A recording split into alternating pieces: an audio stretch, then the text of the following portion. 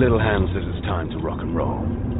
Bring the noise. 5, 4, 3, 2, 1, go.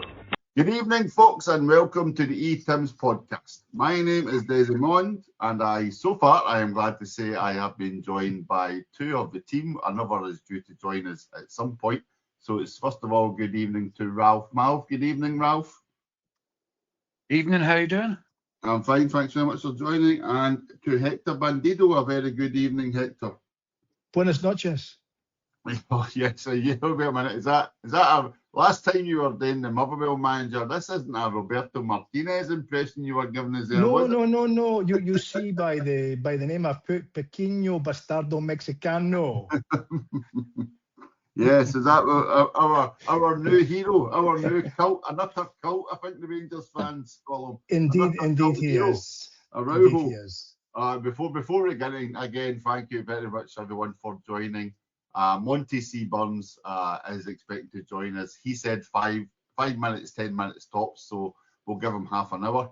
But just before I forget, we're going to come on to Sunday's game, obviously, but before I forget, I was driving up the road on Sunday for England, and I had the joy of having to listen to radio, Scotland Sports Sound, whatever, on AM radio. That's how bad the reception was. But it was Packy Boner, and I had the joy of hearing Packy Boner pronouncing Araujo twice differently in the same sentence. No, I'm like, what script are you reading, Packy? You don't even know how to pronounce the guy's name. It was him and Andy Halliday. What a cracking pairing. But people in glass houses perhaps shouldn't have those stones. So here we are, folks. Thank you very much for joining. It is Wednesday, the 11th of March, a few days after the most recent Scottish Cup game against Rangers, which I'm sure you've all been enjoying the aftermath of. So we're going to dive into that. But I always like to go back a little bit of step first. And what I did today, I never ever listened to your own podcast, but I went back on Hector today to listen to the last 5 minutes because it was predictions the last time we chatted. So do you remember how the actual predictions went, Hector? Well, Desi, I'll take a flyer, right? I think I predicted we would draw at Ibrox in the league. I think they predicted we'd beat Aberdeen at Pittodrie. I think I predicted a draw in the Cup, possibly extra time. Didn't have a clue who would win it. I think that was my prediction. Yep. Everyone was fairly strong, to be fair. I think most people called the draw. I think I went for 3 each in the first game, and then I was willing to concede the Cup. If we could have got to win in the league game, I was willing to concede the Cup. Obviously, we'll come to that. Great effort. And Ralph, I think, also went for the draw. Karen, happy settle last, she was a bit more optimistic, but we never get the win. But again, we never go to defeat. So let's just quickly jump back to that league game, Hector. Yes. Because it does have a major impact on the Cup game. So this was crammed into a week. We had the 4 away games. So we had Stuttgart, we won Stuttgart. That was a lovely, pleasant surprise. And then we're due to go to Ibrox. And then the game, do you remember what time the kickoff was? Was it 2 o'clock? 12 o'clock. 12 o'clock. Yeah. So the kickoff was 12 o'clock, but the Celtic bus arrived at 12:30, I think, and the Celtic team arrived at 1 o'clock, if you remember. And we were 2-0 down by half time. We were indeed. Goals change games, especially early goals change games, right? And Cliche corner, folks, welcome. Absolutely. To be fair, and I've got to be fair, right? Their opening goal was a fucking fantastic goal, right? The boy with the kind of almost a scissor kick. That was a phenomenal strike. Was that after 7 or 8 minutes? Clearly, they're at home, early goal. They were on a high after that. The battered us in terms of bullied us, battered us the first half. They didn't create a lot of chances, but they took run over the top as the first half. It was 2-0, and if they'd maybe been a wee bit more careful with the ball, they could have maybe scored at least one more in the first half. We were nothing. I think we had one attempt in goal, which we'll come to the Scottish Cup game in a few minutes, right? But we had one attempt in goal in the first half, and even I was struggling to remember it. But it really was abysmal from us first half, and they were miles on top. And at half time, I think other than the most optimistic or Celtic fan letting the heart roll the head. Nobody, I think, gave us much of a chance in the second half. Yep. I had the joy of actually working. I was working up in sunny East Kilbride that day, so I never even got to see it. But my phone was in one room, I was working in the other, Ralph. So I got to hear the joys of Rangers' first 2 goals, and the commentator was ecstatic. I don't know if it was Lewis McLeod or whoever it was. Ecstatic the way Rangers were dominating Celtic, and it was shooting in. And a lot of fans, Ralph, I think, were maybe fearful it was going to be a 3-4-5, perhaps. It was looking that way towards half time. And even immediately after the break, it seemed to go to the same pattern. But we shuffled about a wee bit and eventually came back into the game. And once we changed, they had no answer to it. Good 2 changes at half they've only time. got Let me relax here, because there was a famous substitution. You never seen the game. Caller. Were you at the game, caller? There was a famous substitution, I believe, in that game. Is that correct? There was two at half time, right? And Ralph was right. They had a great chance the first 2 or 3 minutes of the second half to go 3-0 up at the back post, wasn't it? But then after that, maybe 5 minutes into the second half, 2 subs at half time. We took off the boy up front, Adamu. Jesus. I think it took many off, to be fair. It wasn't just him, right? But he went off and Maeda went through the middle. The striker the second half. And we took off. Fuck. Who was the second player we took off? Can't remember, right? But we were attacking. McCowan. It was Luke McCowan, wasn't it? He didn't he missed the one at the end, remember? He got chance at the end to win it. So we took off two players. Sorry, it's up here. Enough. Took off 2. But attack next to. See, as soon as Hector starts to having to face Hatate, the dog starts barking. He's got that dog well trained. He's only 4 months old, right? So Hatate came on, but it was interesting. Hatate dropped deeper. So we almost had like 2 number 6, you'd him and McGregor. And it meant that whenever we could pass the ball out for the back, we had an extra body there. So that, it's suddenly within 5 minutes of those 2 being together with 10 metres apart and defenders, we could keep a wee bit of possession. And that was something we didn't do at all. So a wee bit of possession after 5 minutes, then gradually we move up the pitch. Then we're feeding the ball to Netq out wide, and he's a strange player, isn't he? He's either very good or very bad. And he was very good when he came on against Sterling. He was demanding the ball, he was going outside, he was going inside, but he was stretching the game. Maeda being Maeda, he gave them something to think about. They're petrified of Maeda, and you could see that in it. And we grew into the game, and when Tierney scored the header, it was coming. We were so on top. Then after that, it didn't change. We were pummeling them. We had great chances to equalise. You touched upon McCowan's there. He really should have shot with his right foot rather than cutting back inside. And then it was Jamesy coming on, I think, for Yang in the last 10 minutes or so. He obviously had a great part in going outside. And Maeda, there he is, middle of the goal, ball's going in the net. And obviously, I actually couldn't believe that VAR, genuinely couldn't believe that VAR spotted that so quickly. I was actually shocked that VAR spotted that so quickly. Clear penalty. And oh my God. Well, you say clear penalty. John Beaton did try his hardest to take as long as possible. Well, it was his pal Steve McLean who gave it. But it's interesting with VAR. There's 2, isn't there? There's VAR and there's the assistant VAR in there. But the VAR was very quick. Steve McLean was very quick. Within seconds, he said to the ref, hold on a minute. But you're right. Beaton looked as if he was looking for any reason not. I'd love to hear the audio of that. Do you know what assistant VAR is? Do you know when you're on presentations in the work, like a town hall or whatever, and the boss is giving a slideshow, and the boss goes, "Next slide, please," and there's somebody pressing the button to move page down. That's assistant VAR. That's all they do. They pause the video. Yep. They're like in movies, it's can you zoom in? Can you rotate? That's that guy. That's all assistant VAR is.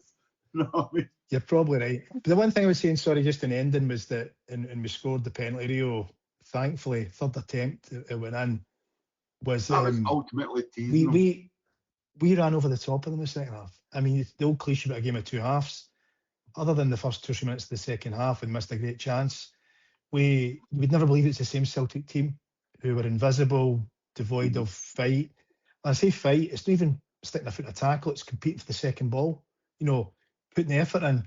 And it just, I thought, Rio next to Kalmak, Tunecki, Dysinger up front, we kept the ball really well. And I thought we were really, really good the second half. And probably the balance of play, we deserved to win the game. Yeah, and again, I meant to note that was also, we were beginning the whole Trusty unavailable. He wasn't, because he never played in the league game, did he, at Ibrox? He wasn't there. It was Murray was on. Remember, Murray makes a mistake at the first goal, or the second goal. Second goal, remember? So that was another worry, Ralph. Suddenly that was the first game at Ibrox where we had squad worries, let's say, but I know we'll get clear squad worries, but just the personnel squad worries that we're having to throw in a kid and at Ibrox into that cauldron. You know what I mean?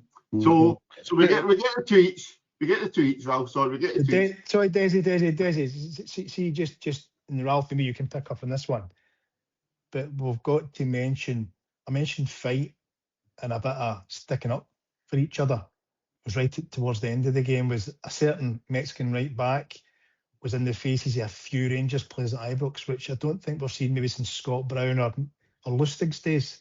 He was in about Raskin, Mikey Moore, probably 3 of them in their faces. And for me, that it's wee things, but it's important things. He was just really winding them up and about them, and that carried over at the cup game, which we'll come to in a minute. But that was an important thing for me to see from a Celtic player. The Greg Taylor, because a couple of the other players, Dane Murray and Liam Scales as well, they kind of fed off that and they became more aggressive, and that again followed over into the cup game. I thought there was much more about it. It was like when Barry Robson came on years back and just lamped Christian Daly straight off to let him know that things were changing, and Araujo did that. And hopefully going forward we'll see a bit more of that maybe next season and the end of this season. Just have a wee bit more playing for the badge. Yeah, that's a very good point. And again, what is it, nine games, at least 10, maybe 11 games, including the cup company. But before we move on to Pittodrie, I do have a joy of saying good evening. Thanks for eventually joining us. Monty comes whenever he likes. Burns, thank you very much for joining us, Monty.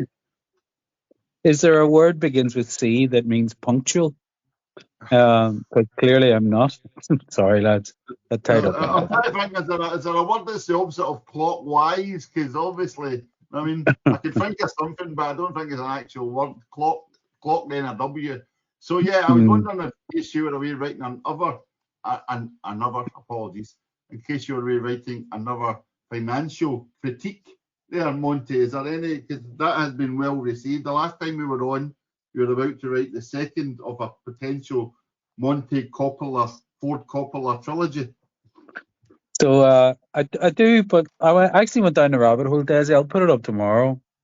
I actually went right into the notion of fan ownership and an actual financial model that makes it work. And it's actually, I know it's not topical at the minute because we've lots of other things to talk about. But yes, I'll publish it tomorrow and let people have a look. So I'll be putting jets underneath Glasgow and lifting the East End up and transporting it over to Germany. Is that how you're going to work this? No. It won't be moonbeams and blue pitches, I can tell you that. But it is actually not that difficult a transaction to do to buy Celtic. Which, when you think about it, means that there mustn't be anything particularly attractive about buying Celtic if it's so easy to do. So maybe there's not enough growth. Anyway, I'll publish it tomorrow, Desi. But I have actually been down the numbers. But there's much more important things to talk about. Perfect time. Okay, so while you're here, we'll just discuss the first league game at Ibrox. So we came away with a 2 each draw thanks to a certain Rio Hatate and Kieran Tierney. And then Kieran Tierney, the goal machine, Monty, turns up again at Pittodrie a few days later to start the goal scoring. Yeah. So is that Ralph was just talking about the dig, the passion, the kind of spirit, the badge idea. Tierney was leading from the front and over those two games, Monty. Yeah, I watched both of them, and I was trying to remember in O'Neill's first tenure, did his fullbacks score? I don't think they did. Guppy was a great supplier of a ball, but he was a winger. I'm trying to think. Jackie Mack, maybe. Does a gap count? Does a gap count, or was he more of a winger? He was a wing back, wasn't He he? played a 3-5-2 though, didn't he? His first 3 or 4 seasons. He never played a 4-4-2. He never really played 4-4-2, yeah. No. But I was just thinking, goals from the back. Agat would have got you goals. Thompson would have got you goals, although he was nominally the left of that. But yeah, it's obviously something. I mean, we're so deficient in scoring goals in the top end of the pitch. That bit of character and that bit of leadership probably jumps through Desi. Great to see Tierney approaching what looks like his former self. He still seems a little bit immobile. I don't know if you guys think that. He looks to me to be a little bit stiff still. He's not as fluid as he was before. But yeah, it's great to see Desi. And I know I picked up when I came in, we're talking about Araujo. And I think that boy's something else. I'd love us to keep him. Yeah. It's a straight. We'll come on to him. Before I forget, let's go. We've already touched on my favourite player, Rio Hatate. Let's go to Hector's favourite player, or second favourite player now that he's in the Araujo fan club. The Araujo CSC number 1. Your favourite player, Benjamin Negrin, steps up again. Hector, yet again, beating the offside trap at Pataudry. The ghost.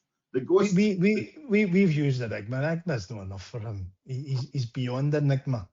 He's something that I have, and even the last few games typifies him. He's either somebody who, in general play, contributes nothing or less than nothing by giving the ball away. So he's a negative. It'd be a negative stat, right? A pass mark be somebody who passes the ball back to a teammate. For XG, we could have XC for contribution. So he's -1. A good example of that would not just him, many others will come on to the game, and the cup game would have been last game at Ibrox there. He just floats around and puts his hands up, and in general play, he's abysmal, right? No physicality for a guy that's 6 foot tall. We know all that, I've discussed it a bit. But the enigma, he's an enigma's enigma, is that, like you mentioned at Pataudry, he did nothing, right? But yet scores a fabulous goal to win the game and get 3 points. It's hard to really say much more than what I've said. I don't know what else you can add. Well, that's it. But I love it because you always see people putting on Twitter, play him up front because the strikers aren't very good. Play him up front. And then you get immediately another 100 people replying, he's not getting any pace, he's not getting any skill. He's no go it. But it's like put him in front of a goal. Ralph, remember you used to always talk about like how our players seem to not have the ability to find the angle when shooting at goal. They would just shoot it straight. Remember? Just aim at the keeper. Yeah. Whereas Negrin's the opposite. Negrin can get the ball past the keeper at any point. When he's stuck in that 6-yard box or that 10 yards away, he can find that corner. He can find the inside of the net away for the keeper. He can find that space. He can't find any space on the pitch. He can't find the ball in it. Although we'll come to that later, because strangely, I thought he did show some touches. He does show some touches every now and again, which angers you more than anything else because you think, why does he not do it all game? But it's really weird. Really weird. Daisy, can I ask you something? Sorry, yes. We did a podcast. It had been about the time when, what was the Europa Cup game? We had 4 headers in front of goal, right? And missed the 4 targets. Four sitters. Now, the fact that he got in a position to have 4 sitters with his head is so rare. There's a skill in getting to that position. The fact he missed the target right in front of goals 4 times is not a skill. It's the opposite of skill. It's been shite. But joking aside, we said at the time though, he must start many sitters that there might come a period where he starts to take all his chances, right? And I think that's what's happened now. His success rate over the last 2 or 3 months must be off the charts in terms of chances he's had and goals he's scored. I don't know if you've seen today too, Hector. And remember your guy played for Arsenal, Anders Limpar, Mhm. winger. Yeah. Decent guy, Swedish, one of you, pretty effective winger at the time, I remember. He was bigging him up. He reckons that he has the talent, based on what we just talked about, the talent and the attributes to play for Man United or Arsenal without a problem. Not for 50 million, I agree with Andrew Slumper. I think he's making, making a great point. But that's a skill. Like the hardest thing in the game is putting the ball in the back of the net. Yeah, and it's a classic. We're in cliche corner. I mean, it's like history books will show. I mean, like these that's what matters. His name is registered against that goal, scoring about, was it 19 times, whatever this season, 18, 19 times. So he did lovely prompt there, Hector. Thank you. A man taking his chances. So apologies, Ralph. I was coming to you, but I'm going to come to Monty because the last time, Monty, we've already skipped through the predictions, but one of the predictions you said was Martin will stick with Casper. Yeah. Knock, knock. Who's there? Casper Schmeichel. Casper Schmeichel. Who? Exactly. That's Celtic for you. No one could have predicted that he would have picked up an illness. I think had he had not a virus, he would have played. I really do. But it's brilliant to see Sinisalo take it with both hands. You can't drop him now. Absolutely not. And I thought Scales' comment as well, Desi, was intriguing. Says he doesn't know how relieved we are when he comes and claims the ball or something along those lines. Basically saying that other fucker won't move off his leg. The amount of pressure he takes off us by actually coming and claiming by doing his job. And again, we're back to football cliche corner. That whole the goalkeeper owning the 6-yard box. I mean, dominating the 6-yard. He's not even like your big Fraser Foster size or anything. So it's not as if he's a man mountain, but he's got a presence and he's got a voice. You can see him shouting at the players and challenging them. Whereas Michael tends to be more of a "what the fuck are you doing" sort of attitude by the looks of it from a distance these days. So are you missing your friend? I see you're still rocking this Michael look. I will have to. Someone's got to front up with a decent quiff, Desi. It's the only thing at this stage of life. So that was Sinisalo came in and touchwood so far. I can't even remember, but I can't think of any errors he's made. So far, he seems to have quietly impressed everyone from Liam Scales, Martin O'Neill, and more importantly, Ralph. He's won the fans over. No, like as in there's no any. I don't think anybody's got any trepidation now. It's not as if we've been landed with this guy because Schmeichel was so bad. This guy has been given his chance and he's took his chance. If you know what I mean. He's actually won us over. He's won people over. But there was something he done against Rangers on Sunday when he literally just launched himself and headed the ball clear on the 18-yard line. And that's just somebody that's totally switched on, totally watching every aspect of what's going on in front of him and dealing with it before it becomes an issue. I'm hoping it'll happen for a few years. And again, that we've talked about this so many times, the whole succession planning and looking further down the road than half a season stroke 1 season. It would be nice to be able to say, this is our keeper for the next 3 years.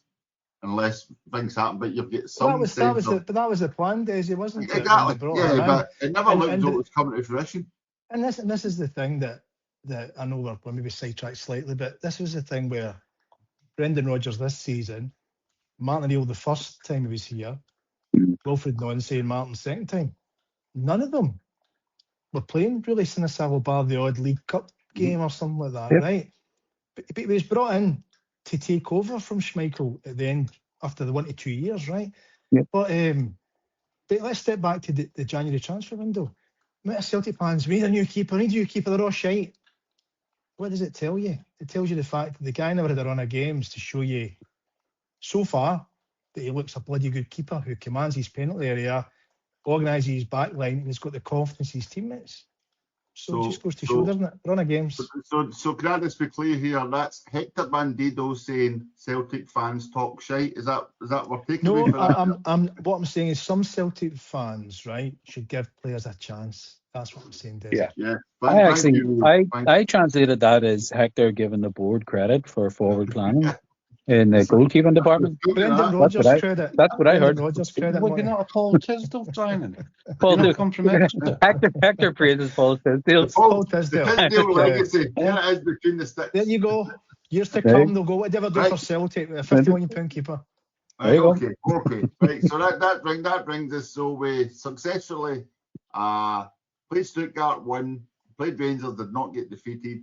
We were still well in it in the league title. Rangers seemed to suffer a lot more than we did from that, but they took heart from their first half. We then took heart from the second half. We go to Pittodrie. It looked so good in the first 15 minutes or whatever. An early goal, here we go, and then they clock back, and then we eventually get the winner. Controversial winner, but regardless, we get 3 points. So we go to Ibrox, Hector. We're heading to Ibrox. So again, I missed the game. So I missed the preamble. I never even got to hear the teams until I was driving up the road. And my daughter says the teams are out. The teams are out, right? So I'm driving. I was like, okay, who is it? Who is it up front?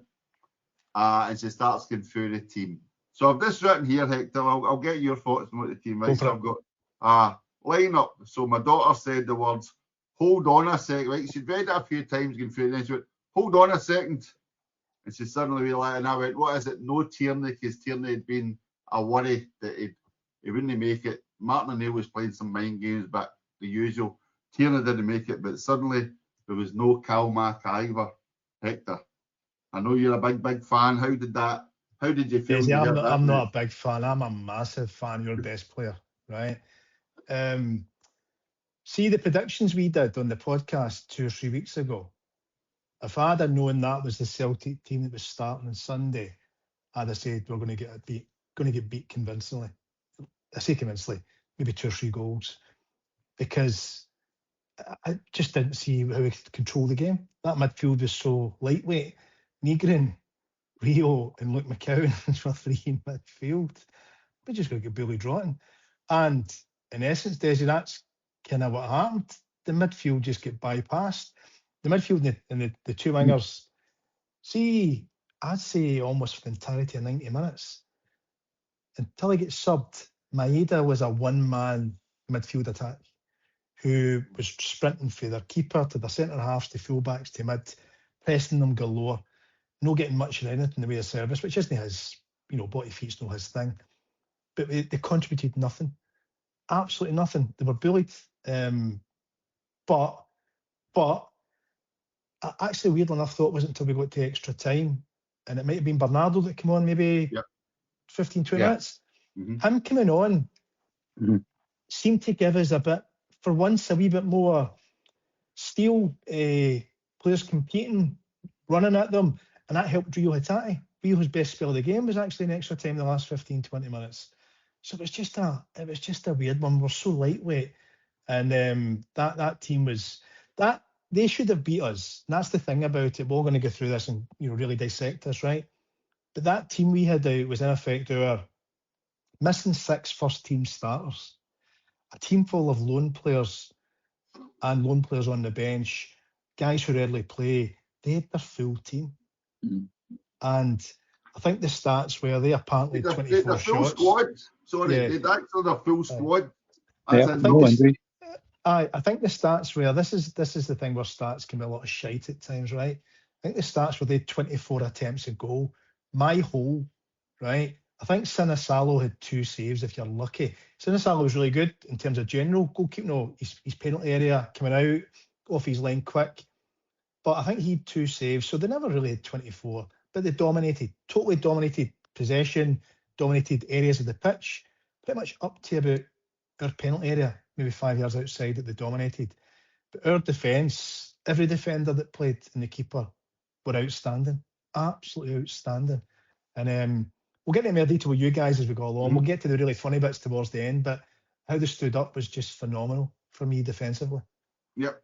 So Monty, Hector alludes there to the midfield. The game kind of passed the midfield by. So I'll go back to my first point here. I've got here, Trusty was due back because it was a cup game. So Trusty was coming back. So I've got here, we can assume Trusty will be back alongside Scales, yes? No? What do you mean no? So Scales was selected. So Tierney's unavailable, so it'll be Sarachi No, what do you mean no? So Martin O'Neill being the wily old fox saying Danny Rowe loves to punt the ball and win with his two big guys and knock it down. So was it a Martin O'Neill masterclass, do you think, Monty? To play Scales at the back and play Arthur in the middle and then swap him out for Murray. Yeah, it could well be, Desi. I'm kind of Okay, hold on. Sorry, I apologise. I know you're smiling there. Maybe masterclass is a strong word, right? Because I know we say we get battered or whatever, but how can I rephrase it? Was it the tactical awareness of Martin O'Neill to say, no, I am going to sacrifice that left back, the clear left back substitute for Tierney, who's impressed when he plays. We're going to go with Scales, his rigour and height and determination in that position. And we're going to play a rookie in the centre next to Trusty. And I feel they've got the ability to actually keep them at bay rather than concentrating on like a rampaging Sarachi. But he's a small guy. Yeah. I don't think there's any sort of pragmatism in it, Desi. And the reason I was giggling, I don't know as a result or maybe just what I was digesting online, but there was a video clip ended up in my inbox or someone sent it to me. It was a guy, Richard Dunn, played for Ireland, played for Villa. And I think he played centre half alongside, it could have been Steve Sidwell or somebody like that. And he was talking about O'Neill when O'Neill was manager. And he said O'Neill gave them the kind of, the video, the team talk the night before the game. I need to get the bleeper ready because I have heard this. Have you seen this? Yeah, it did the round. It was brilliant. And he said, any questions? And he said, Dunn went, well, look, Gaffer, just with corner kicks, they're a bit of a threat. I think he called the other guy Ginge, hence I think it was Steve Sidwell. Me and Ginge, do you want us doing anything different? And he said, O'Neill went deadpan. And he just said, listen, I signed you to head the fucking ball. So all I want is you and Ginger to stand in the 6-yard box and head the fucking ball. Is that all right? And that was the sum total of the tactical. That was the tactical instructions that he gave to Richard Dunn and Steve Sidwell, I presume. I think you hit the nail on the head. Roll just likes to lump a long ball up to two boys. I was surprised with the start. I thought he was maybe going with 3-5-2, which is probably too much of a departure with the squad he has. But again, masterstroke. But Scales had played left side before with Shamrock Rovers before he came down. So it wasn't really until he'd never, let's say, be honest, he'd never convinced any of us that he's a left back, has he? It's usually just been via desperation rather than let's put it leave there and see if we'll get a long-term solution. Just there was one thing I don't know whether you guys. I was going to ask is because when the teams lined up and Hector talked about the lack of physicality, I was looking at the Huns team thinking, fuck, they're built very much in the mould of O'Neill's Celtic. Big, physical, fucking, even their front guys. Bit of nastiness about that guy Nadiri, that big Portuguese guy they have. They've gone for physicality, Desi. And I don't know that. I don't know. Maybe we've missed a trick a little bit, but we're going to be rebuilt anyway in the summer. But yeah, huge difference in terms of physicality between the teams. Yeah. So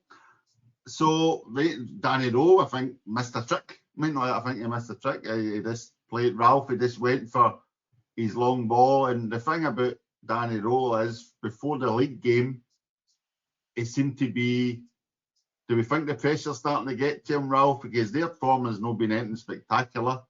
And then he started to. He was been asked questions like, "Are Celtic still your toughest opponents?" And he started saying things like, "Well, no, clearly not," and started citing stats, etc., and trying to kind of just be a bit dismissive. And I don't think he was meaning it in a nasty way. I think he was just meaning in a logical sense. But it didn't seem to have any plan B's, plan C's, Ralph. It was just let's just repeat, because we battered them for 50 minutes the week before, forgetting there was another 45 minutes for Celtic battered them, as if that meant just repeat what we did last week and we'll be okay. The old Einstein problem. Yeah, that's his plan. He hasn't got a plan. He hasn't really got much of a plan A, and he's certainly not experienced enough to adapt during the game. You can see that. If you actually look at it, I think they've won 1 out of the last 5 games, which was kind of overlooked in the run-up to Sunday's game, especially when we've seen the team. It's just not that good. It's that simple. And the players he's got are one-dimensional. The way they play is one-dimensional. And O'Neill did counter that by putting the three big guys in. But interestingly enough, where Liam Scales is concerned, he was the captain, wasn't he, that day? Yep. If you think about it, if we'd have put Scarachi in there for whatever reason and Scales had been dropped, who else could have been captain? We're that far down. Clearly, Miro Hatate would have stepped up, being the clear leader amongst men there. I think it's important that the captain speaks pretty much the same language, at least, as the rest of the team. I can't imagine him. He can lead by example, but I can't imagine him changing tactics or getting somebody else to do. Negrin's the obvious captain. That's it. To be fair, he doesn't do much else. Captain Invisible. Captain Invisible. Right. So that's their problem. There's nothing to them. I've said that all along. They're a big lumpy team. It's like Wimbledon back in the 80s and 90s. If they bully you, they'll get a result, or at least look like they're going to get a result. But other than that, there's nothing to them. Okay, so you guys got to see the game, right? So I'm driving up from deepest darkest England, having to listen to this 10 a.m. radio, and it's Tom English. Was it Tom? Yeah, Tom English was on. I think Lewis McLeod, Packy Bonner, and Andy Halliday, and it was this constant range. Andy Halliday could not believe Rangers couldn't score. He's like, how many times the Rangers have to win the ball off Celtic with 30 yards out and still never get a shot on goal? It was just constantly getting blocked, etc., and you could hear the kind of desperation kicking in and slagging Celtic, and it was like, well, where's this? This is only going to go one way, right? This is only going to go one way. So ultimately, Hector, it doesn't go one way. But forgetting about Celtic, the immense defensive performance up front, I've got here Celtic 0 shots at goal, and I've wrote here Iran have faced more attacks than the Rangers defence have in the last fortnight against Celtic. So did we just sacrifice any attacking opportunities, Hector, by bringing Big Banchara on?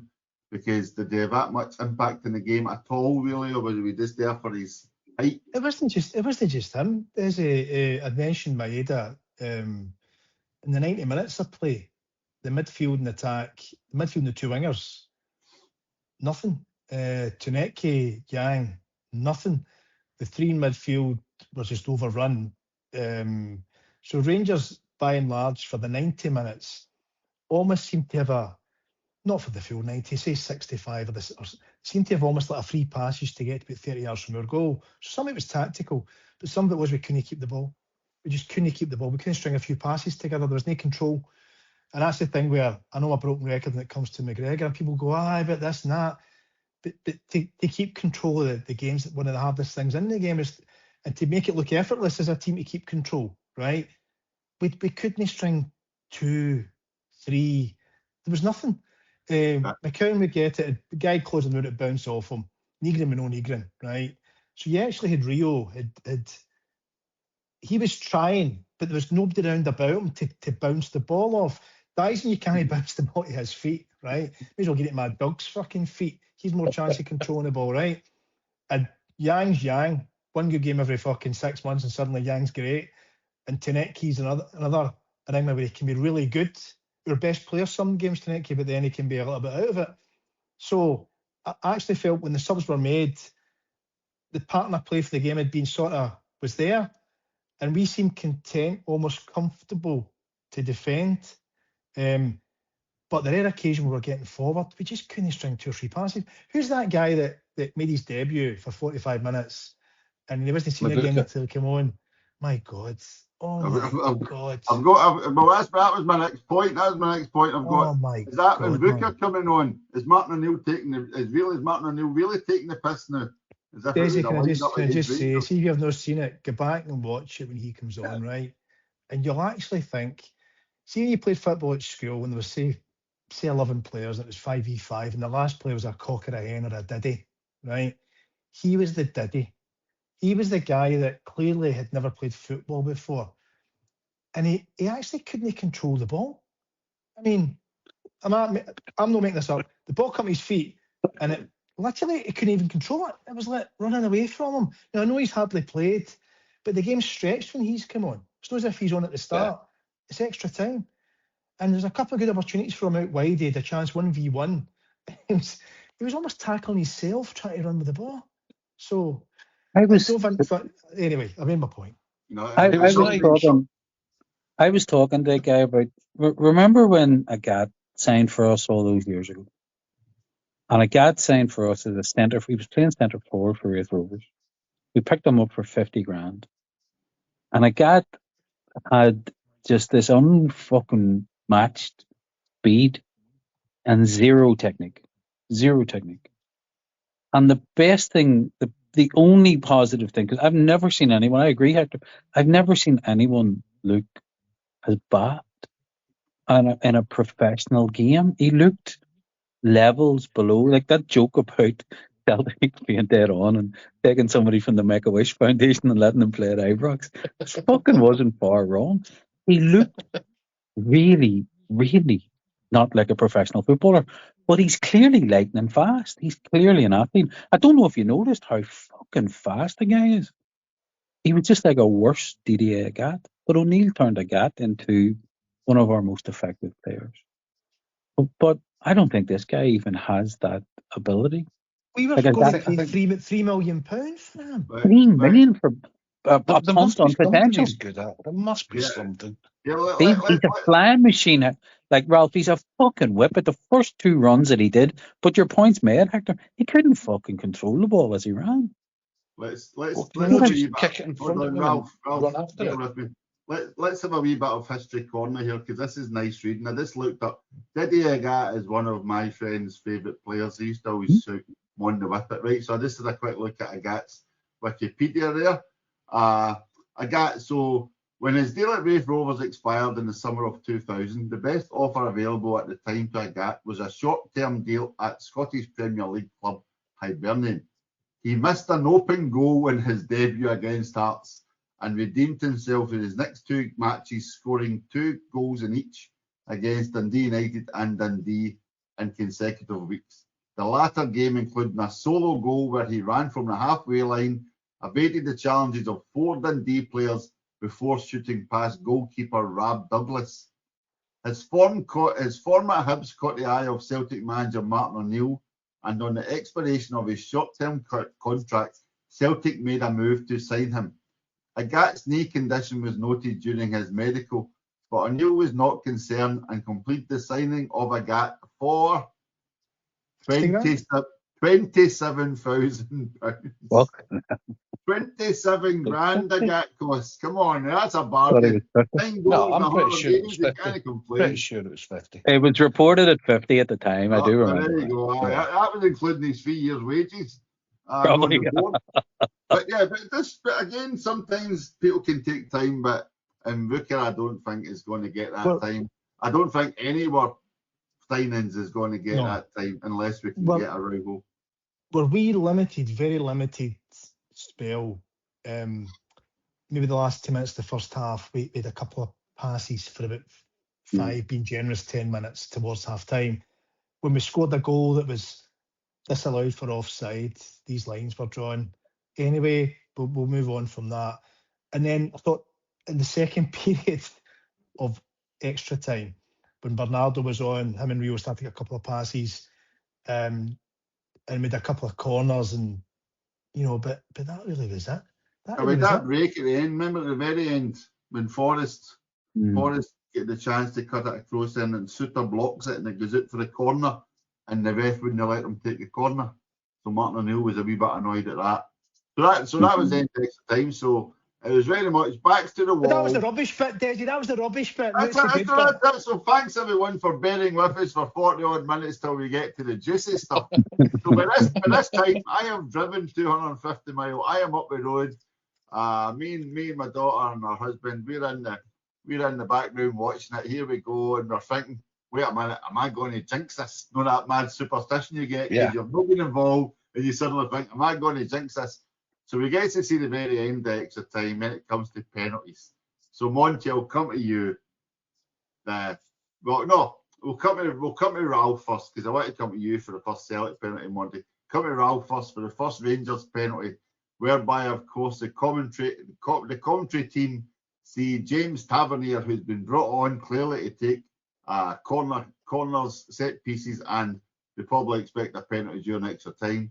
But he steps up to take the first penalty, and all of the commentary team are saying, "This is brilliant. This must be great for Rangers, knowing they've got such an accomplished penalty taker, Ralph." And James did not let us down, did he? God bless. Yeah.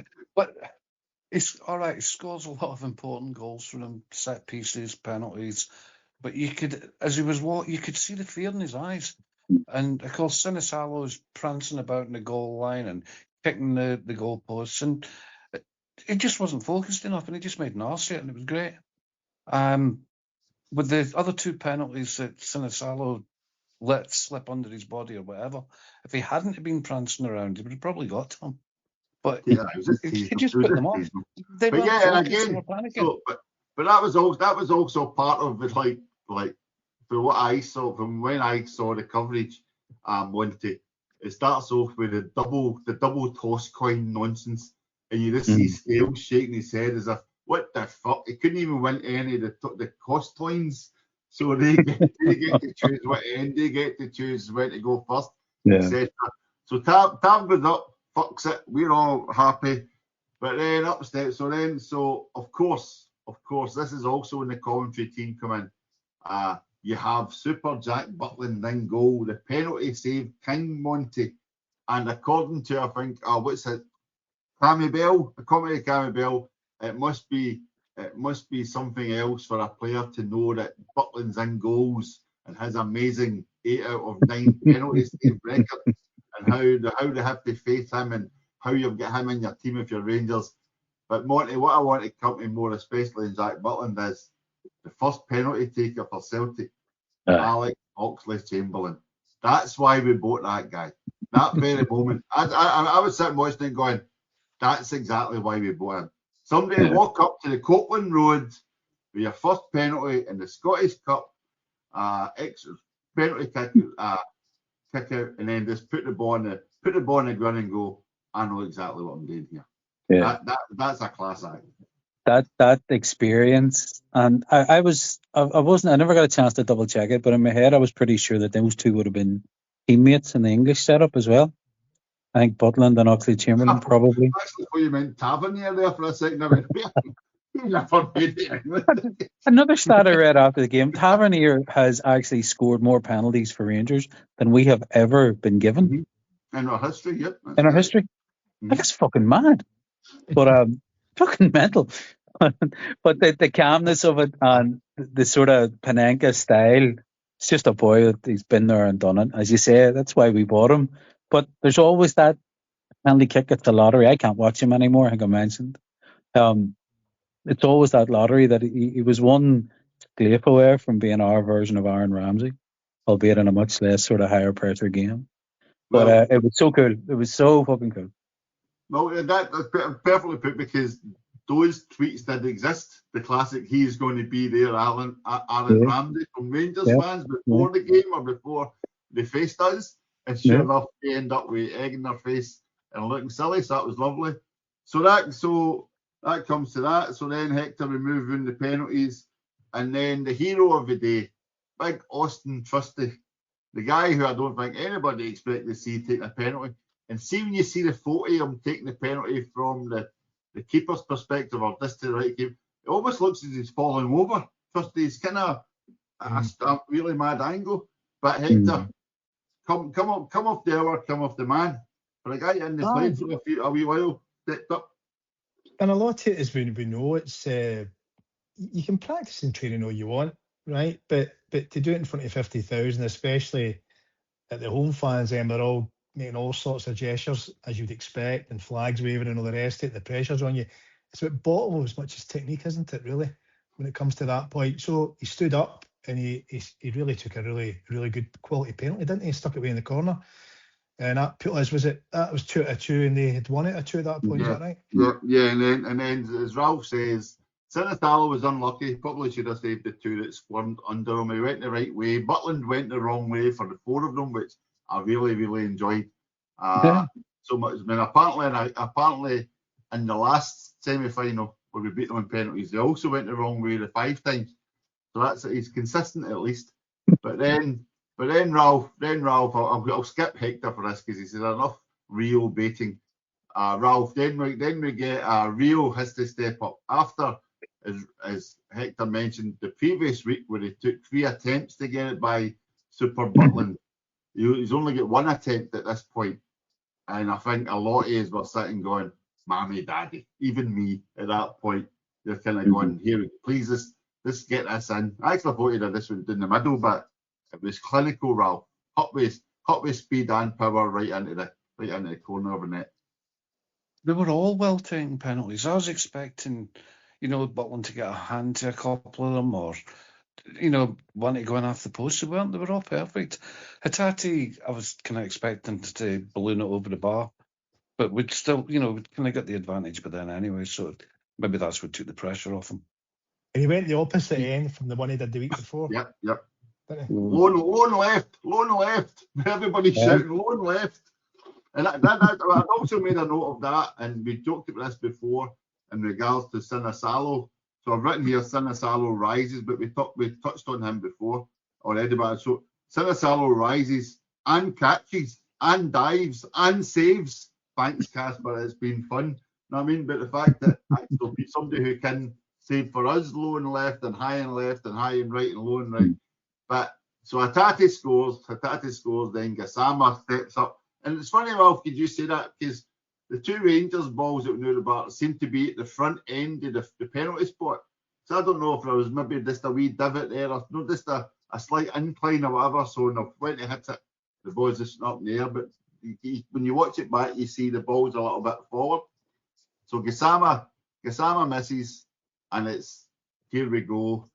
And then you see it's Big Tam. So who wants to take Big Tam's penalty? Who wants to cover that from a for fuck's sake perspective? Because that's what it was in this house. And I remember going, and I remember saying to my daughter, "It's all right, we've got 2 chances." I mean, I was like, I was bargaining going, "It's all right, we've got 2 chances." But I don't know. Okay, quick show of hands. Was anyone confident that Big Tam was going to stroke that home? No. The heck, it's just one of the. No, it's one of the things you get right. I thought Trusty and Rio are the 2. I thought doubts with the 2.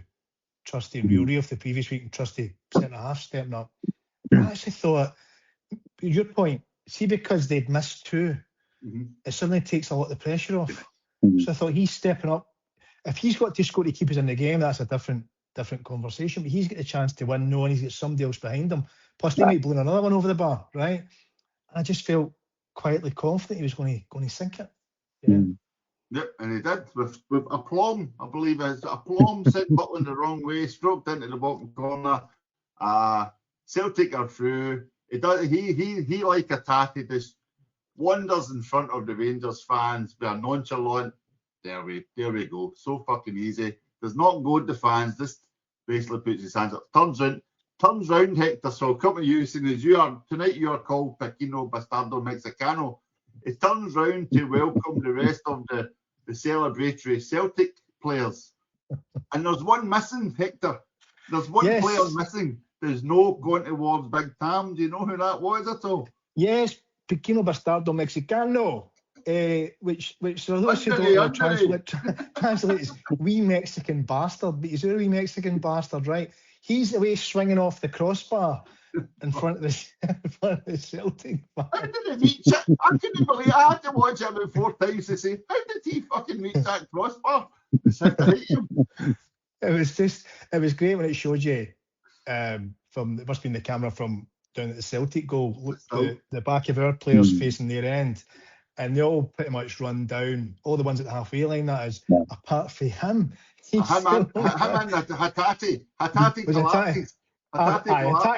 Aye, well, he didn't do it. But then Dyson's, he's been subbed, so he sprints up to join. But I just found it brilliant that Arujo just turned and sprinted and jumps on top of the crossbar. Oh, it's like seeing you see the still frame and it's literally as if the guns went off, boom, and you see all the team know like the launch as if the launch as if they're going to run to Big Tam, but he's already, you just see the smile on his face of fuck this, I'm going that way, and it's just you're just wishing that was on the big screen. I mean, that would have been what would have incited a riot, because it was just perfect. Perfect.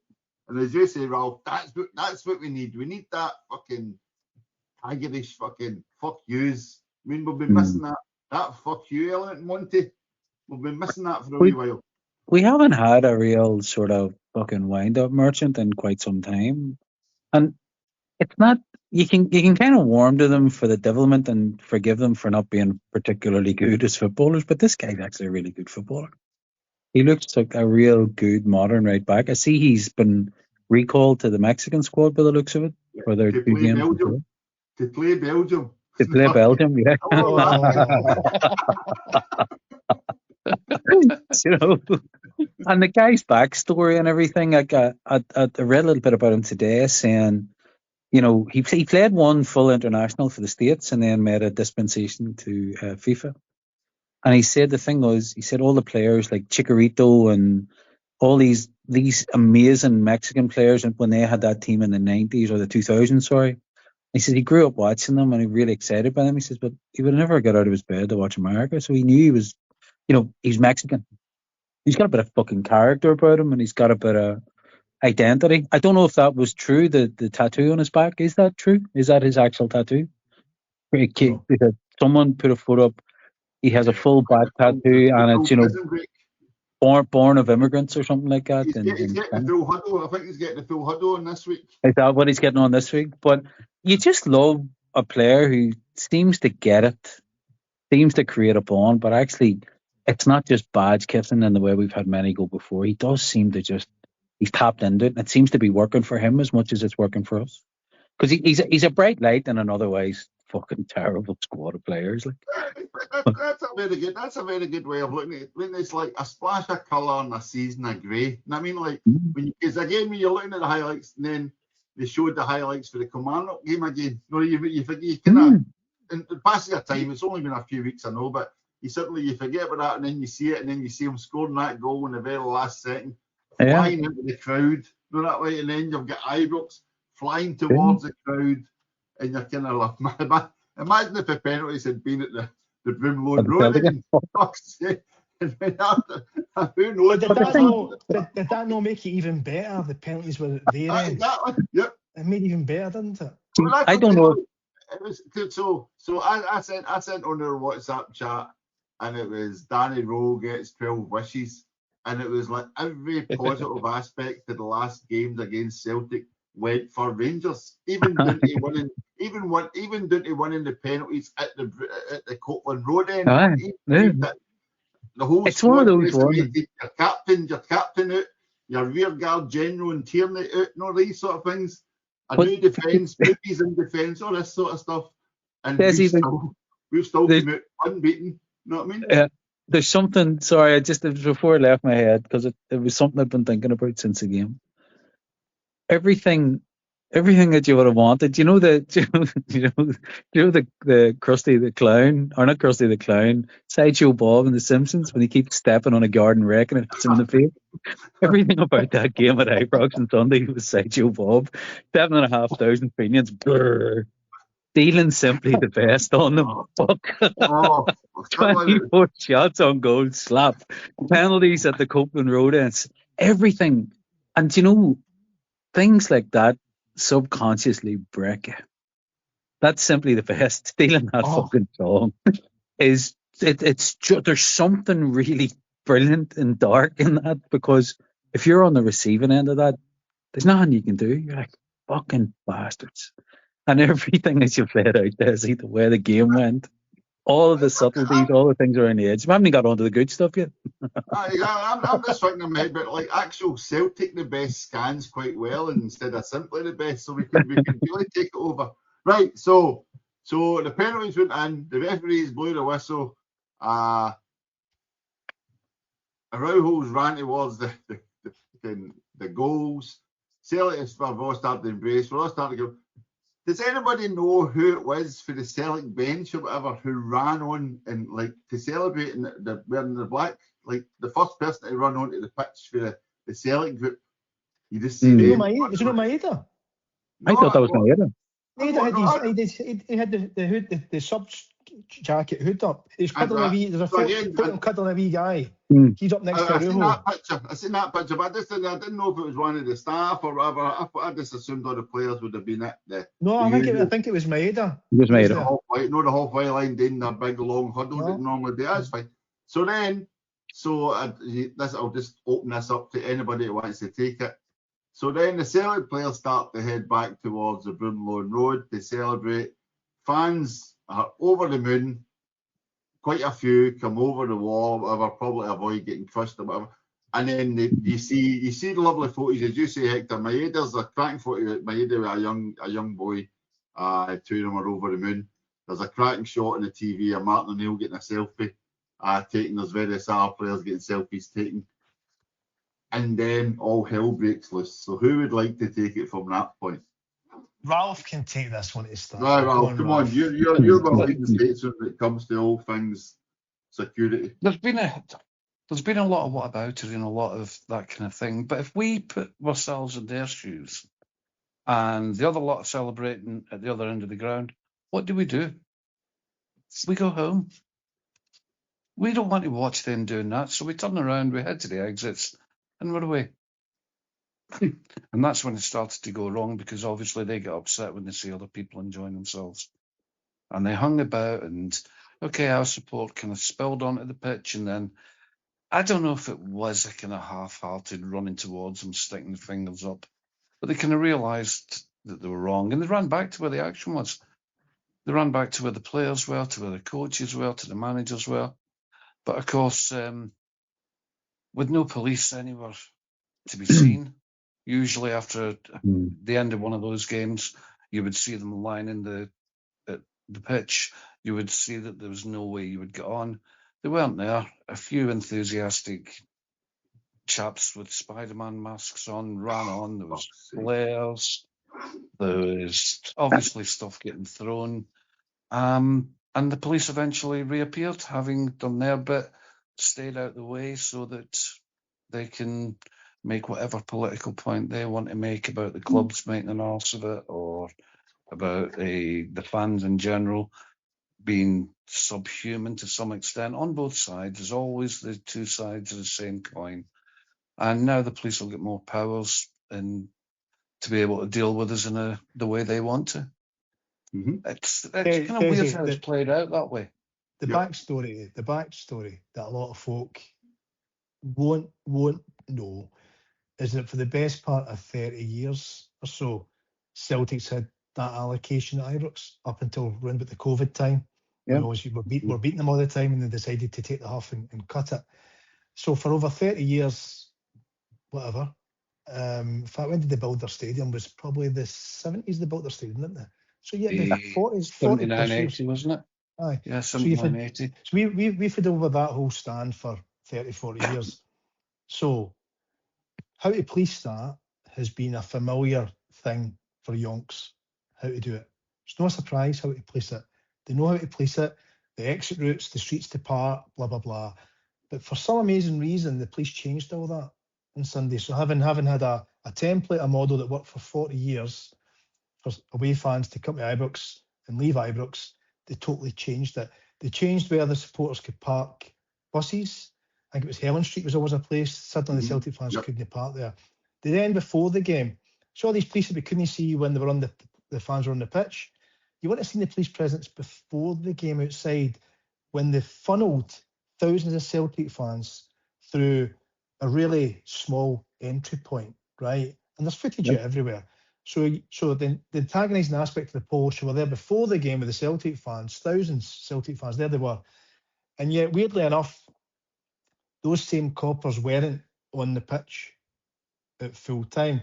In fact, there's photographs of the coppers and police and horses between the Broomloan stand and the main stand at Ibrox, standing back, just letting all this take place. So to me, the police got what they wanted from that.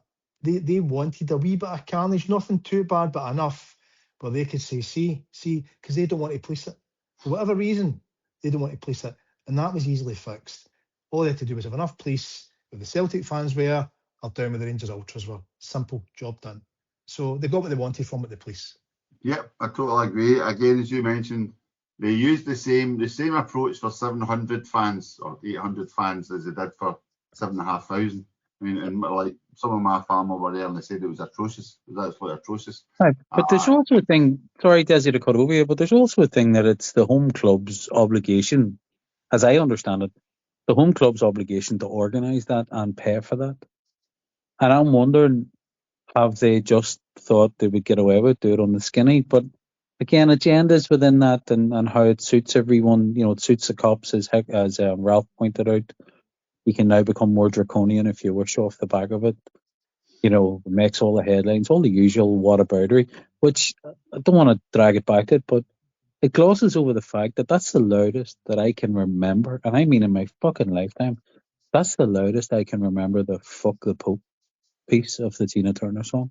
I have never heard it so vividly loud at Ibrox in my puff. And they were talking it up at the start of the match. Amazing atmosphere. We've missed this. Missed what? It's fucking it's illegal. It's an offence. Yeah, to come back to that Tina Turner song, I've been there at these games hundreds of times, it feels like. And you would always just come off the motorway, go down a wee bit, park up in the industrial estate to your left, and you would walk down to the ground. They'd be on the other side of the road. There'd be police in the middle. There'd be no hassle, no bother. You'd get a ring of police on the ground. They would check your ticket. You would go in. You would hang about outside, and maybe 20 minutes, you just go in. Nothing to worry about. In fact, the very first time I went there, I looked at the three sides and I thought, where the bloody hell did all them come from? Because you never saw them. It was kind of a shock to the scene. Of course, that's the whole thing.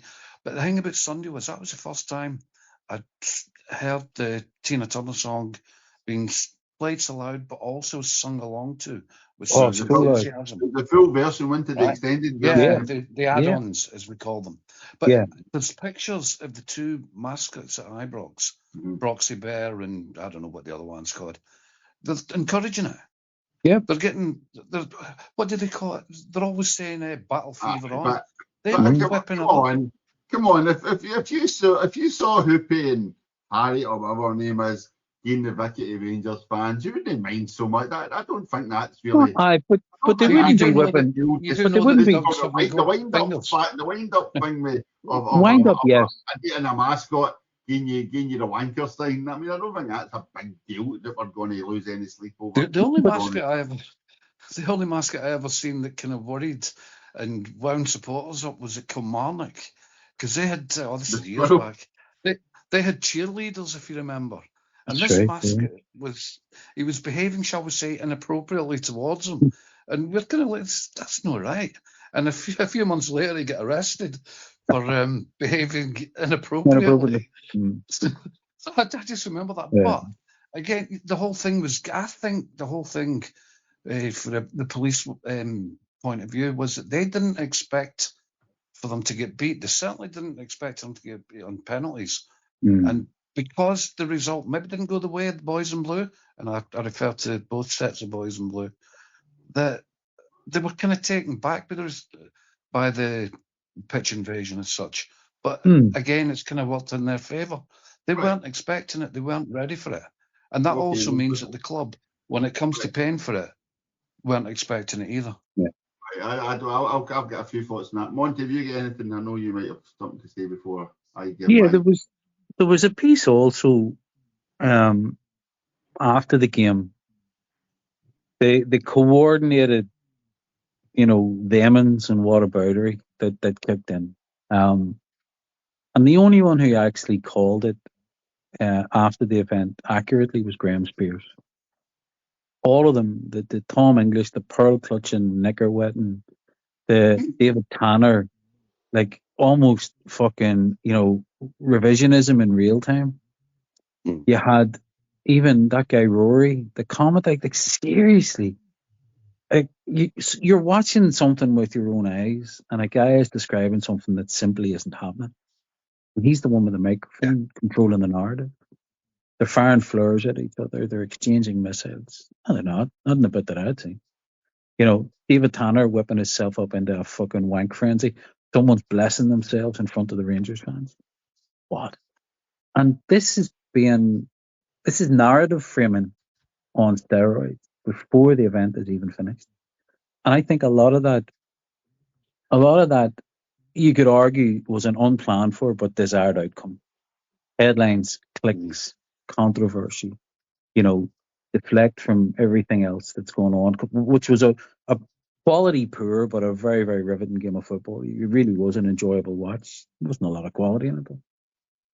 But my point is, this suits a narrative that actually the only one who really loses out in this narrative is us. And you go, what the fuck do you mean by that? We're now tarred with the same brush as, you know, literally at full voice, fuck with hope from the start of a game. As Spears called it, he says he's seen two things. He saw fans celebrating in jubilation, having just won a game of football, and then he's seen them being attacked. The only one to have the balls to say it. And all that's now going to get brushed away. They'll use it as a tool to attack the ultras culture. Who does that suit in our world, as in the Celtic fans world? Suits the board. Yeah. They'll clamp down on the Green Brigade even harder. Suits Scottish football to pretend that this is an us and a them problem. And we are the ones that get caught in what is a fucking cesspit of hatred across the way, who simply don't know how to behave. So, sorry, a little bit of a soapbox, but that's what I feel about it, Dave. No, carry on, mate. That's a lot. I think we could be here all night, but obviously we won't be. Hector's got something there, I think. Yep, sorry, Hector, on you go. I'll be brief, Desi. I know you want to come in. I'm going to agree with everything that's been said, guys, right? Yeah, you can't disagree with it. I'd add one other aspect to it, and it's a totally different aspect. But there'll be a lot of reality within it. I reckon privately, those running Scottish football, those on the board, or the number crunchers at Celtic and Rangers, the amount of media publicity globally that has given the Scottish game, they couldn't have got that if they'd paid for it 10 times, tenfold. Couldn't have afforded it. So, and I know it's not maybe a great angle to come at, but it's the realistic part of it. It's went global everywhere, right? There they are, the old firm rivalry with biggest hatred in the world. Look. So all that's done now is spice it up even more and more and more. So somebody somewhere will go, oh, there's more profit in this for us here if we keep this old firm fucking bullshit going. I just thought I'd throw it in because that'll be some people's minds. And you're bang on, because it keeps us limpited onto them at a time when I believe that for us to succeed, we need to have fuck all to do with them. They just need to be another game. It just happens to be a game. Our board don't want that. I know, Hector, and that's what I'm saying to you about. We can't grow until that's a separate discussion. We can't grow as a club until we jettison all of that. We never will. We'll stay stuck in the being 1 point better than them is enough. But that's a separate debate. Do we need them? No. Guys, no. question. I was going to say there was one other thing that candid here. Do we need them? See for us to be us, and this whole thing about yin and yang, good and evil, fucking rivalry. Do we need to have them to be a part of what we exist to be as a club? And that hatred, that rivalry, that global fucking us and them. Being honest about it, do we need them to be part of us as a football league? Do you remember anything about the Ronnie Dyler years? Yeah. He was shy. Getting up and talking to him. Exactly. There's a good point and a good question. Remember the Scally game, that's it. Have you not noticed, right, there were a couple of things this week. They put their season book renewals up before this game, right? Because ultimately, they've nothing to play for now this season. Hearts and Celtic are not going to both collapse and let them come in. What's also significant is that Motherwell and Falkirk are playing good football as well. So, all right, during the Dyler years, we maybe didn't have a bad guy, a real rival. But if those three teams continue to improve, then we'll have three rivals next year, and suddenly they're looking at being as insignificant as they were when John Gregg was in charge back in the 80s. Yeah. There is that was a panic move to put the season book renewals up that early. Mm. We're not even contemplating it yet, and we've probably got more reason to worry Daisy about mentioned the dial years. That was the years when the top deck of the Lisbon line stand was closed. Right? Well, And we don't talk about it because we're all about rivalry and winding each other up, and that's part of football globally, right? But I've got no doubt Peter Law, when he was here, made it clear we'd lose £10 million, I think was the number came out, without having them in the league. So financially is all they care about. Our board will never change. They've now got Americans in charge. Be interesting to see when they do eventually raise their head above the parapet and give some commentary about the weekend. They're in it for the money. They're no here to just jump in and out in 6 months. They're no Craig White and the other fucking idiots they've had in charge. These are people that have got a bit of bite about them. Ultimately, and I'm being brutally honest with you, I'm not going to agree with it, but Celtic Rangers Celtic globally is a thing. It is a thing. But the hatred, the warts, the horrible aspects of it, it is. And all I'm saying to you is, could we be in a league? Of course we could be in a league without. Of course we could. That's not what I mean. But would any league, whatever it may be in 5-10 years' time, demand that we must come together? The thing is, no other league in the world would want us there. The league might for the money, but the society that we would move into, they wouldn't have them down here. There's no chance of that, because it's not the English league I'm thinking about, because European football, and I'm not talking about next year. Let's fast forward 50 years. Things will not be as they are, right? Sorry. This to show you how. When we're really going off on a tangent here, but one thing I read today was the surprise or the non-surprise that Real Madrid have no sold out against Man City, because people are getting so complacent about games like that. I mean, the thing is, us worrying about getting invited to a European Super League. The big teams can't sell anymore. Can I throw Manchester a City? Yep, sorry, go ahead. Had a big fan base. So the thing with Manchester City, I'm talking about Real Madrid have a big fan base. Real Madrid fans. No, because parents in Manchester used to tell their kids to stay away from Main Road. Sorry, I thought I'd throw that big down. Okay, thanks for playing. Here, let me just, as we round out this curveball or rabbit hole. I've not had my shot yet. So go ahead then. Go on ahead. No, you carry on. I'm not being done. You carry on when you finish, because I'm just going. So why do you go to football? Why do you go to watch Celtic? Why? At its base, apart from a fan and loyalty and all that, you go and sit outside in the very, very fucking cold most of the year in your seat. Why? Seriously. Because we always have. But no, okay. The reason number one, which isn't family. Okay, reason number two. Ultimately, because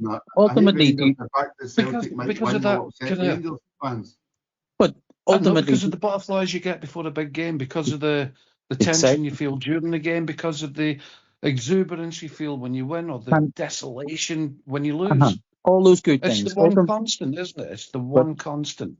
Everything else changes. But ultimately, you go there to be entertained, right? Since when? No, hold on.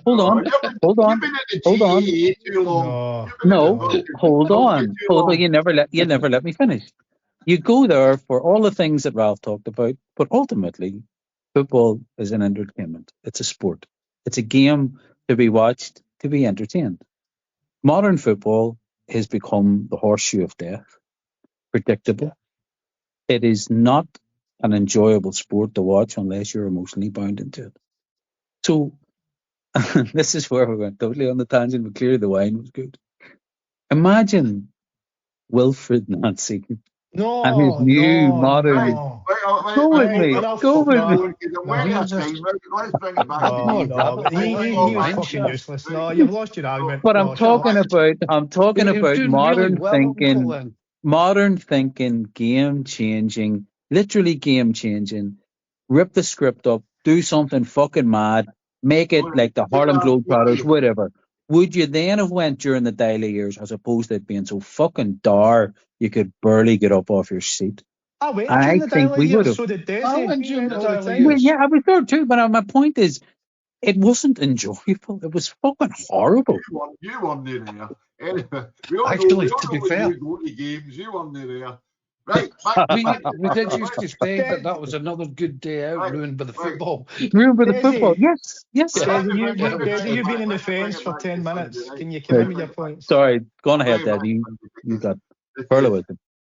I equate Sundays, the fucking blue man group running up and down the pitch.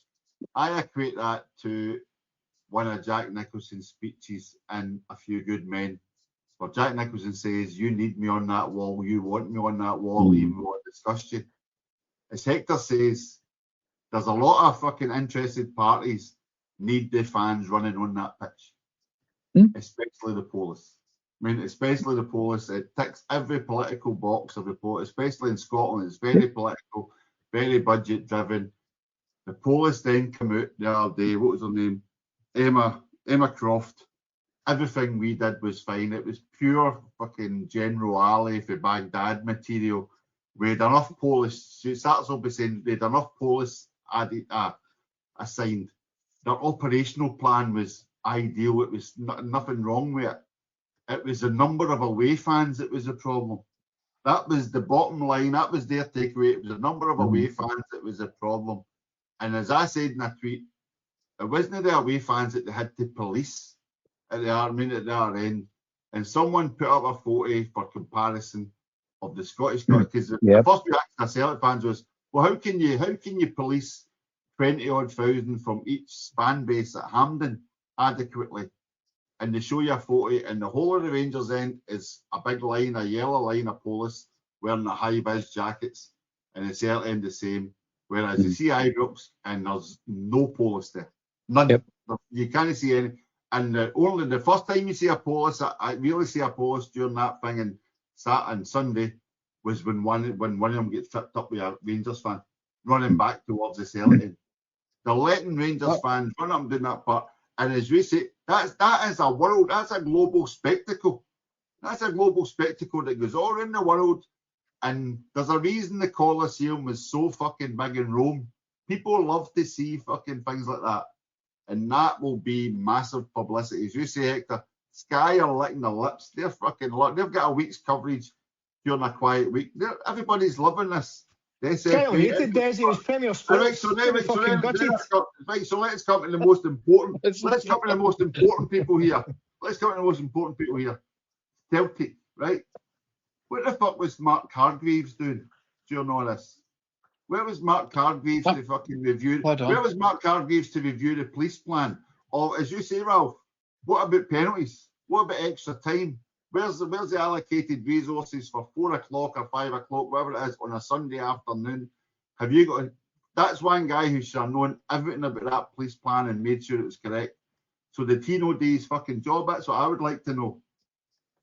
Again, we're not party to what goes on behind closed doors. This is the responsibility of the home team. All right, they then have to present a plan to the away team, and they have to agree it or go along with it or raise concerns, whatever. I'm wondering if there was no communication. They don't do the Badly police wrong. plan, Ralph. Rangers don't do the police plan. Mark Hargreaves' responsibilities to Celtic fans. That's his responsibility, is to ensure the safety of Celtic fans. That's his core responsibility. If there was a flaw in the plan, which there obviously was, why didn't you raise concerns before? Just the same as that police at Emma Croft, when she said she was satisfied with the operation. Yep. And then she said we had said that we couldn't deal with that number, which, as Hector pointed out earlier, we've been doing it for 40 years. Ralph, two reasons. One, Emma Croft and all these others are his pals. He's worked with them for 25 years until about a year ago, right? He was their boss, right? He was their boss for the best part of a dozen years. And number two, it suits him and the board at Celtic to make the fans look bad, in particular the Green Brigade, who as of this Saturday will be the 30th Celtic match they've been banned from attending this Saturday. due to Mark Hargreaves and the Celtic board unwilling to make a decision to let them back in again. So it suits them. It suits the narrative to keep this political angry mob of fucking massive Celtic fans out of the club. Absolutely. And it's all part of the one thing. The police, him, Right. all working together in partnership to keep this political group of Celtic supporters away from the club. That's maybe, and there's certainly something in what you said. However, if Hargreaves had to agree with the plan or whatever, we saw a Celtic coach getting assaulted. Yeah. We saw flares getting launched. Somebody could have been seriously hurt or killed. Would he be willing to take that risk? Because it's kind of corporate manslaughter when you take it to its furthest length. Would he be willing to take that risk because of the people he used to work with, because of his pals, or just to annoy a set of wee boys with a drum? I'm not. If he is that stupid, if he is that reckless, then he shouldn't be in the job. So I would like to think that the safety of thousands of Celtic fans isn't in the hands of somebody that's prepared to run that risk just because he's got his own point to prove. Right, I want to put this point to Monty, because I think Monty's got very good experience of this situation, right, Monty? So I want to hear your thoughts on this. This is taken for the collectives after the publication of the collective sent out, right? So these concerns are particularly relevant as the Green Brigade have been advised that any decision on their readmission lies with Police Scotland. Should approval be granted, fans in the North Curve will be asked to place their trust in new policing and stewarding arrangements, despite having no advance notice of the measures or any input into how the area will operate on a match day. Recent events do not inspire confidence in Police Scotland's ability to design and implement such plans, and that concern was only compounded by what took place on Sunday afternoon.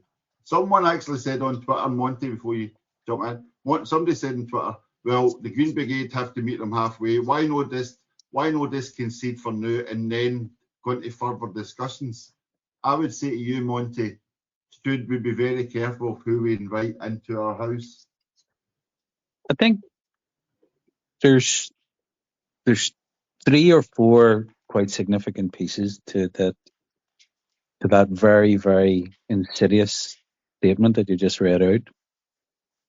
First one is, within the confines and the construct of Celtic Park, everything that happens inside those gates is within the gift of the people who own the land, own the company, and operate the company within the structures of the law.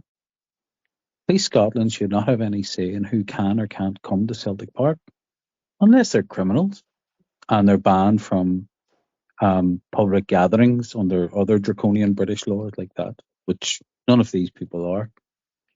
The second piece, Desi, is submit to new policing measures. When you roughly translate that into plain English, it's you're going to do what you're fucking told, and if you don't, you're out. The fact that they won't clarify what it is that you have to do your fucking self, do what you're told on. This is one of the most snide and insidious things I've heard mentioned in the totality of what the club's trying to do to the Green Brigade, and it's exactly what Hector's talked about.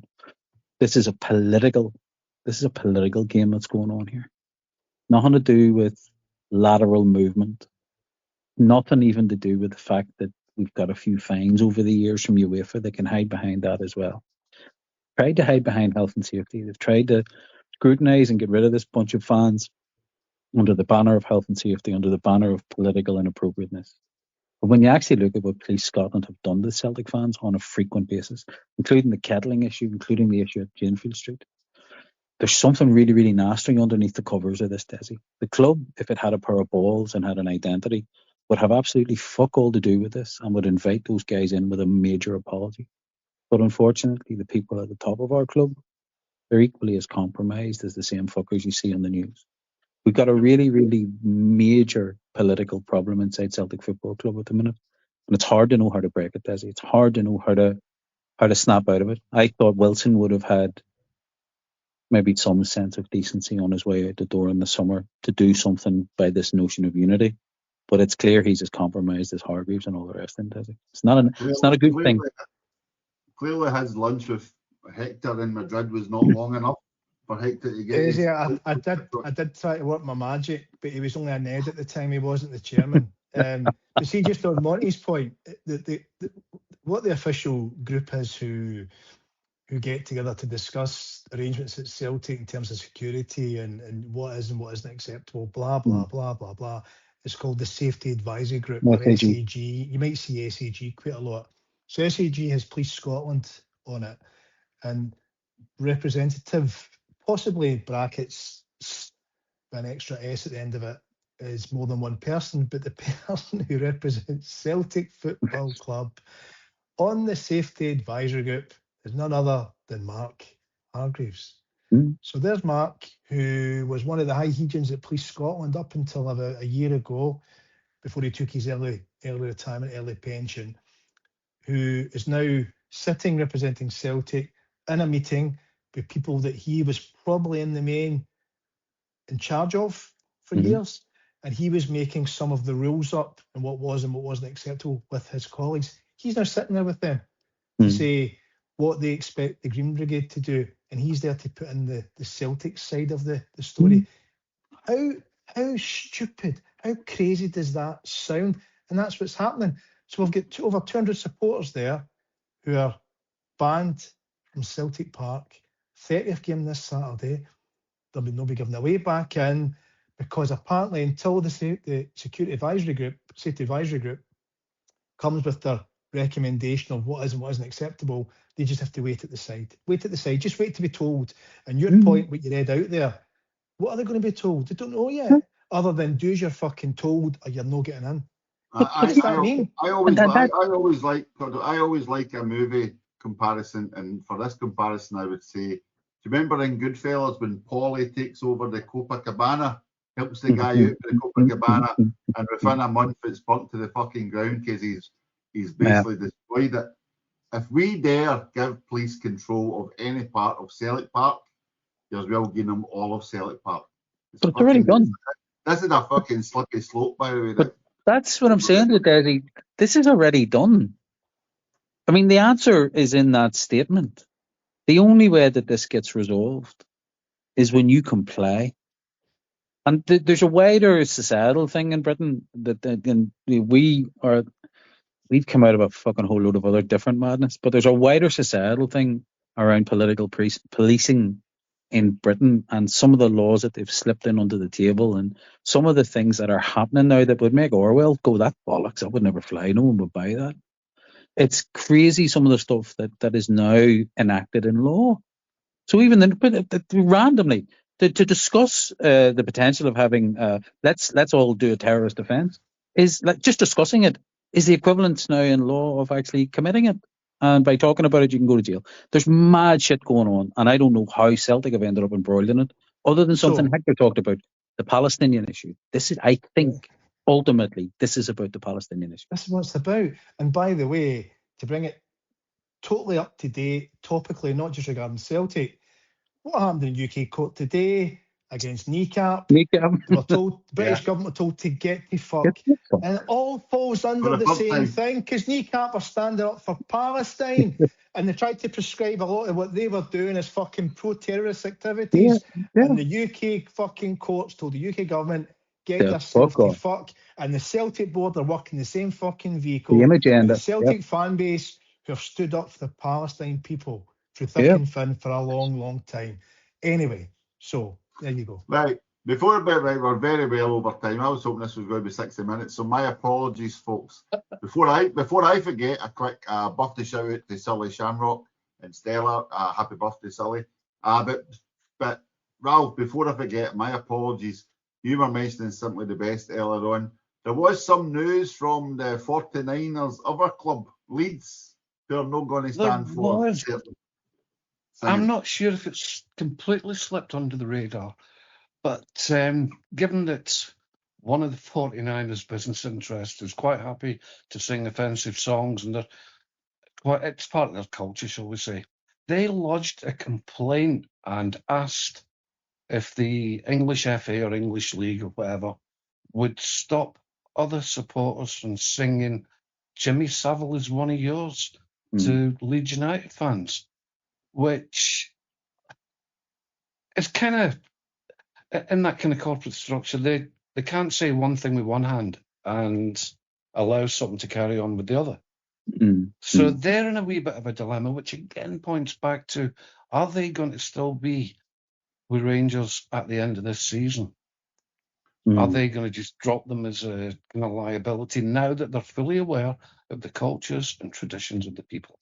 And you know how I'm spelling people in that sentence. Okay, let's end potentially positive. Right, we're well over time, but so we've came through four massive games away from home, three wins and one draw, amazingly, which I think we'd grabbed at anything before. So now the question is, I'll start with you, Monty. Do we win the league and the cup? I said before the two league games with Ibrox and Pittodrie that if we got 4 points out of those, that we'd be tucked in nicely. And with O'Neill, I think then, as bad as we are, we're probably the best of a bad lot given that experience. So I think the league, we've got enough there. Cal Mack going out maybe. So short answer, Desi, do we win both? I don't think we'll win both. That was your short answer. 2 minutes. I think we'll win the league, but I don't think we'll win both. I thought it was very interesting. Last Saturday, I managed to hear sadly all of the Clyde Super Scoreboard, whereby they had all of the punters predicting that Hector. I know you're a big fan of the Motherwell style of play. All of the punters on Clyde Super Scoreboard last Saturday, before Celtic played them in the league, were predicting that Motherwell would come in the top three. They did not say who would drop out, but it was insinuated. So, what do you think, Hector? League and Cup, are we winning them? I think the Cup will be Martin O'Neill's hurrah Cup final, and I think, yes, we'll win the Scottish Cup. I think it's just written in the stars. We'll win the Cup. His last game at Celtic. The league, and you mentioned Motherwell, that's our game on Saturday. I think this Saturday for me will determine if we win the league or not.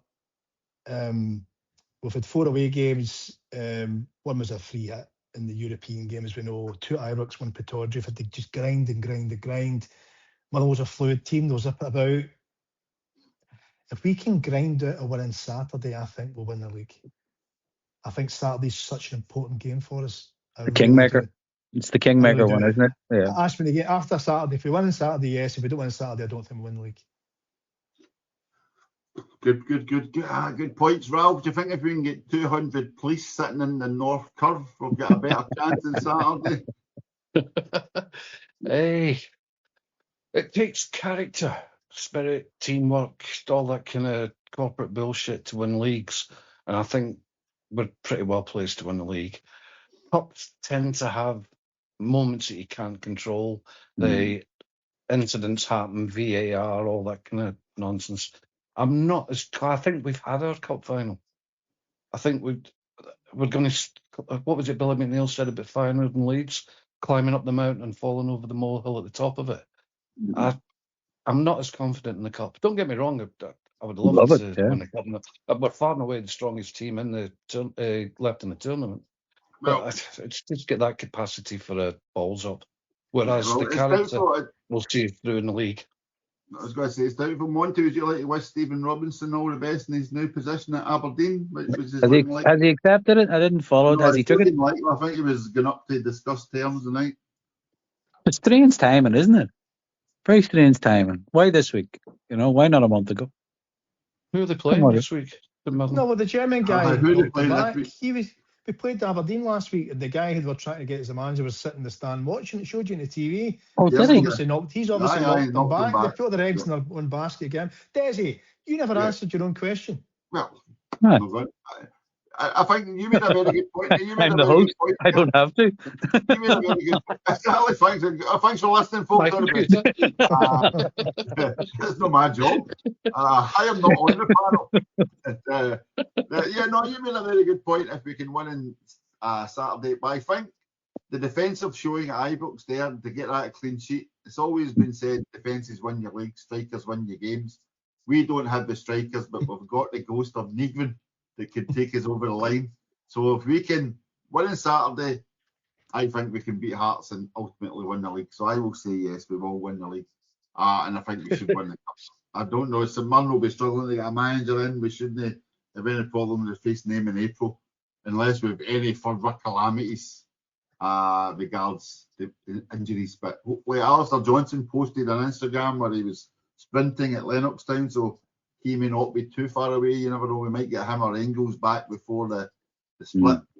So young forward, Osmond, is he going to be out for the season? Or He can't be far away now. They all look fit enough at Ibrox, didn't they? You seen them all at Ibrox, but yeah, there is a full team. We do have like a full team when you see it, including people like Schmeichel, which would give a second 11, which Slacks looks not a bad second 11. But we'll see. But Saturday is a massive game. Motherwell will be very interesting because you're playing against a football team rather than a team who's just going to throw up the park. Predictions for Saturday, guys. Desi, will start with you. I'll go for 2-1 Celtic. Ralph? I can't Take your time, Ralph. I can't see us scoring a lot of goals, but I can't see us defending any now. Losing any. So is that us getting beat 4-0? You know, Is it 4-0 Motherwell? I was just thinking, somebody wasn't the first time. Somebody wasn't the first time. Somebody called Murray. So I'm going to get this line in that somebody called Murray broke hearts at Rangers. I think I don't know. 1-0 to Celtic. I don't see it being. Oh, your heart's rolled ahead there. Your head was saying otherwise. Remember, Motherwell don't have Stephen Welsh. He's still recovering from Ibrox. He was at Ibrox. Oh, 2-0 then. No, right, I think we'll beat Monty. the one goal. Well, Welsh can't play, so he can't. No. 3-0. 3-0 Celtic. Fuck's sake. When you said 3-0, I was thinking, Motherwell are quite good. Mvuka, Balaguisha and Big Tam with a penalty. I think we'll grind out a 2-1 win. 2-1. We'll take anything. We will take it. So thank you very much, everyone, for bearing with us. This was meant to, I swear to God, it was meant to be a 60-minute, but clearly there was a lot to take in, and there's going to be a lot over the next 10 weeks or so, if whatever it is, left in the season. Very interesting, very worrying times in some aspects, and some very exciting times in some aspects. We can only wait and see. So it's just left for me to say thanks for listening. Thanks for your comments, etc. Your subscribing, likes. Thanks for going to w.etims.net, where you'll see Ralph's diary and you'll also see Monty's financial critiques. So there's another one coming soon this week. So please go to www.etims.net for that. All right. So it's just left for me to say thank you to Ralph Mal. Thank you, Ralph. Thanks. Enjoyed that. Thank you, Hector Bandido. Cheers, guys. And thank you. Okay, Monty, what we saying the C stands for then? Character. Character. Yes, character. So thank you, Monty Seaburns. Thanks, lads. Appreciate it. All right, folks. My name is Desmond. Good night. Big Tams of the Gallowgate are proud to sponsor the eTims podcast for season 25-26. Have you suffered a penalty at a football match? Have you had your blue balaclava ripped off your face? Have you cried during the extended version of Simply the Best? Call now. Big Tams, getting Bears compensation for heartbreak since 2026.